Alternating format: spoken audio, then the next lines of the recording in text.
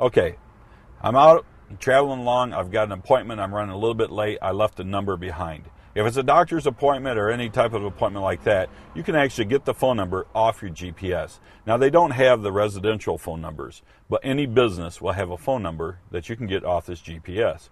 So we'll exit out of this screen, come back here, and we will go where to, and let's see, we'll just come in here and pull up something. Maybe I had an appointment, let's see, with the bank.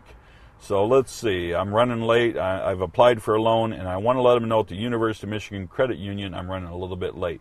So I pull them up, and I press on that, and right there's their phone number. Again, their address appears and their phone number. Any business will have their phone number in here. So it's like you don't need a phone directory. There's no sense in calling information and being distracted with your cell phone. Don't use that any more than you have to. You can just pull it up here. And again, once you're used to this, it's just like glancing at the cluster of your vehicle.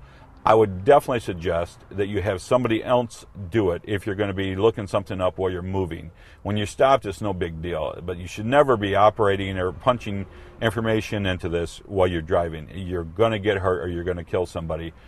Don't do that.